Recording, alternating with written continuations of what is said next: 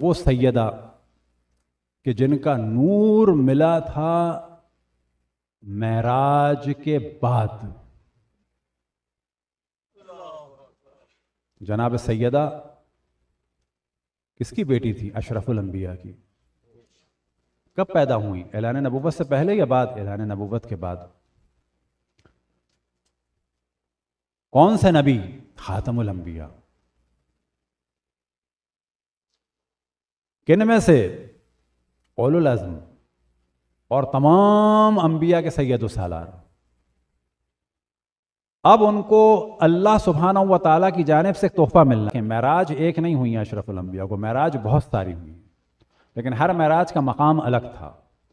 ان میں سے جو ایک معراج ہے وہ تھی کہ جس میں جناب سیدہ سلام اللہ علیہا کا نور سدرۃ المنتہا کے ایک درخت کے پھل کے ذریعے سے اشرف الانبیاء کو اللہ سبحانہ و تعالیٰ کی جانب سے میزبانی کے طور پر وہ پھل اشرف الانبیاء کو دیا گیا.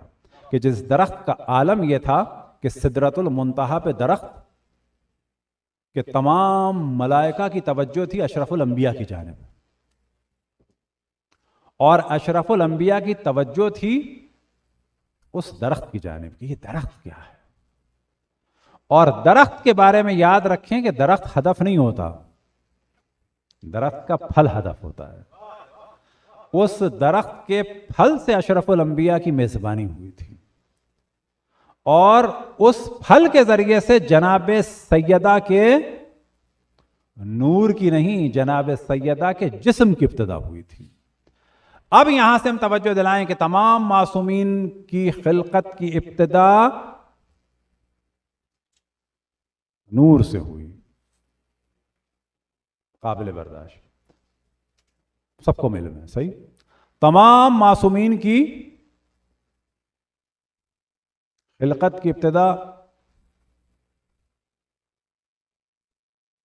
کے لیے کسی کے بھی والد کو معراج نصیب نہیں ہوئی. اشرف الانبیاء کے والد کی خلقت کے لیے بھی، گو کہ اشرف الانبیاء تھے، کیا ان کے والد کو معراج پہ اشرف الانبیاء کے جسم کی ابتدا کے لیے پھل دیا گیا تھا؟ باقی انبیاء ائمہ کے لیے بھی ہے، خود اشرف الانبیاء کے لیے بھی جنت سے پھل آیا، اس سے ہوا. مولا امیر المومنین کے والد کو معراج پہ لے جا کے دیا گیا تھا. امام حسن امام حسین کی خلقت کے لیے مولا امیر المومنین کو معراج پہ لے گیا تھا اللہ سبحانہ و تعالیٰ. اب آپ تصور کریں یہ اہتمام صرف جناب سیدہ کا تھا، اور یہ اہتمام تھا روح کے لیے نہیں، جسم کے لیے. جس کے جسم کا یہ عالم ہو تو اس کے روح کا آپ عالم جانتے ہیں کیا ہے؟ اشرف الانبیاء کی روایت میں نقل ہوا کہ جب وہ جناب سیدہ کا ذکر فرما رہے تھے تو آپ نے فرمایا کہ فاطمہ حوراء و انسیہ، کہ وہ انسان ہیں لیکن حور ہیں، حوروں میں انسان ہیں یا انسانوں میں حور ہیں. یعنی نہ حور ہیں نہ انسان ہیں، انسان ہیں لیکن حوروں سے بلند ہیں. تو سوال کرنے والوں نے سوال کیا کہ ان کی خلقت کب ہوئی؟ تو مختلف روایت میں بیان ہوا کہ حضرت آدم سے اتنے 1000 سال پہلے. پھر سوال ہوا کہ یہ خلقت جو تھی وہ نور کی صورت میں تھی، یہ بات ہو گئی، یہ نور کہاں تھا؟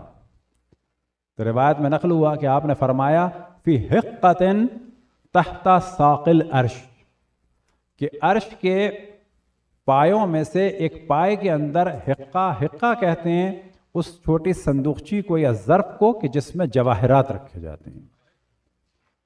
اب یاد رکھیں کہ نہ عرش ہمارے لیے کلیئر ہے، عرش کوئی ایسی چیز نہیں ہے کوئی فزیکل، کوئی کسی میٹیریل کی، نہ عرش کے ستون ہمارے لیے کلیئر ہے. عرش کی عام طور پر جب تفسیر کی جاتی ہے یعنی قدرت خداوند تبارک و تعالی. عرش کا ستون یعنی خداوند تبارک و تعالیٰ کی قدرتوں میں سے ایک شاہکار. تو خداوند تبارک و تعالیٰ کی قدرت کے شاہکاروں میں سے ایک شاہکار جو ہے وہ نور حضرت فاطمہ سلام اللہ علیہا تھا.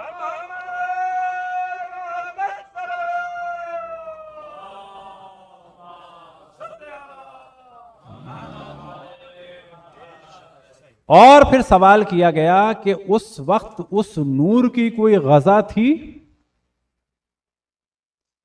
تو آپ نے فرمایا ہاں، یعنی جناب سیدہ عرش کے پائے میں ایک حقے میں ہیں، لیکن آیا اس نور کی کوئی غذا ہے اس وقت؟ تو آپ نے فرمایا ہاں، وہ غذا آپ جانتے ہیں کیا تھی؟ تو روایتوں میں آیا التقدیس والتکبیر والتحمید والتحلیل، کہ اگر اس کو کہا جائے کہ اس وقت جناب سیدہ کا ورد تھا تو کیا تھا؟ سبحان اللہ والحمد للہ ولا الہ الا اللہ واللہ اکبر. یعنی وہ ضروری نہیں اسی ترتیب سے، روایات میں الگ الگ آیا ہے کہ جناب سیدہ اس وقت اللہ اکبر کا ورد فرماتی تھیں، الحمدللہ کا ورد فرماتی تھیں، سبحان اللہ کا ورد فرماتی تھیں، اور لا الہ الا اللہ کا اس عالم انوار میں.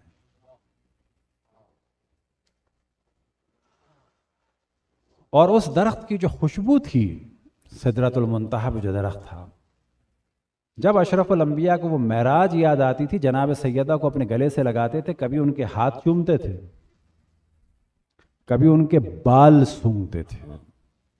یہ اشرف الانبیاء ہیں. وہ یہ عام باپ نہیں ہے کہ جس کی کوئی اولاد نہ ہو تو بیٹی سے عشق ہے. یہ اشرف الانبیاء ہیں، یاد رکھیں. وما ينطق عن الهوى، جن کا کوئی کلام جو ہے وہ خواہشات کی بنیاد پر نہیں ہے، سب کے سب وحی الہی کی بنیاد پر. جن کے قول کے لیے بیان ہوا وما رمیت اذ رمیت لکن اللہ رمی، کہ یہ پتھر تم نے نہیں پھینکے جبکہ تم ہی نے پھینکے ہیں، جبکہ اللہ نے پھینکے ہیں. قول رسول قول خدا، عمل رسول عمل خدا. تو جناب سیدہ وہ گلے لگاتے تھے، ان کو دیکھتے رہتے تھے. ایک جانب معراج کہ اس کی ساری تفصیل کو ذہن میں رکھیں، دوسری جانب یہ جب ہدیہ اللہ سبحانہ و تعالیٰ نے دیا تو سورہ کوثر نازل ہوئی، اِنَّا أَعْطَيْنَكَ الْكَوْثَرَ. اشرف الانبیاء کو کہ جو تمام عالمین کے لیے رحمت للعالمین ہیں، ان کو جب یہ تحفہ ملا تو اللہ سبحانہ و تعالیٰ کی جانب سے کس کو؟ عام باپ نہیں ہے، یاد رکھیں، بار بار توجہ دلائیں. اشرف الانبیاء اور رحمت للعالمین سے خطاب ہو رہا ہے کہ ہم نے تمہیں خیر کثیر دیا ہے. خیر کثیر آپ کا ہمارا نہیں ہے، خیر کثیر جو تمام عالمین کے لیے رحمت ہے، اس کے لیے رحمت اور اس کے لیے خیر حضرت فاطمہ سلام اللہ علیہا، کہ اشرف الانبیاء انہیں دیکھتے ہیں اور خوش ہوتے ہیں اور ان کے مصائب ختم ہو جاتے ہیں. اشرف الانبیاء اپنے سینے سے لگاتے ہیں، ان کے گلو مبارک کو چومتے ہیں، ان کے ہاتھوں کو چومتے ہیں، ان کے بالوں کو سونگھتے ہیں اور فرماتے ہیں جب مجھے وہی کی یاد تازہ ہو جاتی ہے، سدرۃ المنتہا کی یاد تازہ ہو جاتی ہے، وہ خوشبو جو ہے مجھے ملتی ہے فاطمہ کے پاس سے. اور پھر اس فاطمہ کے لیے فرماتے ہیں ریحانہ، یہ میرا پھول ہے. لیکن بعد اشرف الانبیاء اس پھول کو دیوار اور دروازے میں مسل دیا گیا.